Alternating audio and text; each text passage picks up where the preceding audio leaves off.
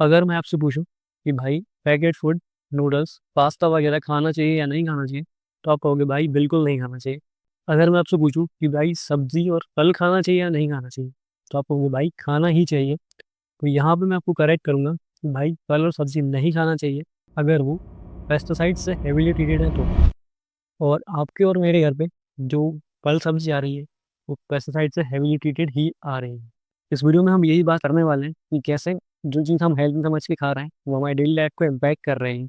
मैं आपको एक बात बता दूं कि 2023 के आंकड़े के अनुसार 7,743 लोगों की डेथ हुई है जो पेस्टिसाइड के कांटेक्ट में आई हैं और उनकी डेथ हो गई है।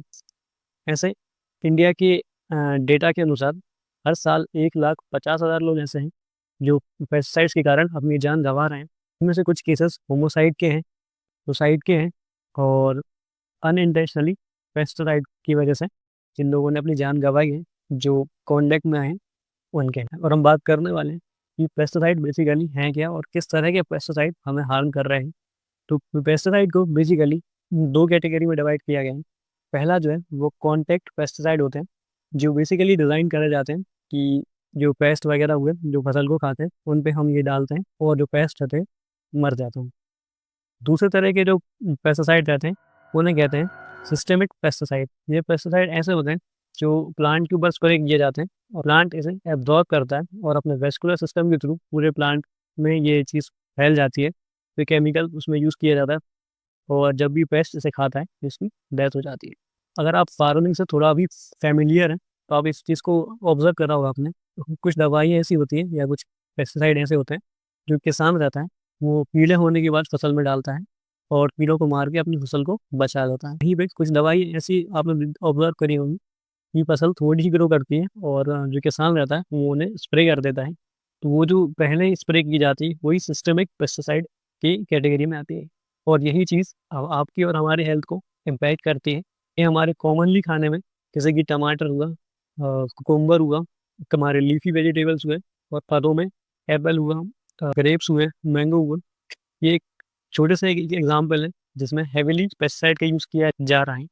और पेस्टिसाइड बेसिकली अगर आपके खाने में जा रहे हैं तो हो सकता है आपको ऐसा ना हो कि सीधा मार ही ना खा के, बट आपके जो वाइटल ऑर्गन्स हैं उसे परमानेंटली डैमेज करते हैं। जैसे कि तो आपका जो लीवर है वो परमानेंट डैमेज हो जाता है, किडनी डैमेज हो सकती है, और ये जो डैमेज है वो इरिवर्सिबल है, वो बाद में ठीक नहीं होगा। अब द हार्मोन इम्बैलेंस हो सकता है इसके कारण, और कैंसर के काफ़ी सारे केसेस हैं जो पेस्टिसाइड के वजह से होते हैं। बच्चों में भी ये काफ़ी नेगेटिवली इम्पैक्ट करता है, जो उनकी बेसिक नॉर्मल जो ग्रोथ होनी चाहिए उसे रोक देता है और ग्रोथ को प्रिवेंट करता है। और होता क्या है अल्टीमेटली बच्चा ग्रो नहीं कर पाता है और उन्हें कई सारी डिफॉर्मिटीज, एबनॉर्मल चीज़ें देखने को मिलती है। जो हमारी कंट्री है वो बेसिकली बहुत सारी एग्रीकल्चर प्रोडक्ट्स हैं जो हमें एक्सपोर्ट करते हैं। उनमें से एक मूंग दाल भी आती है।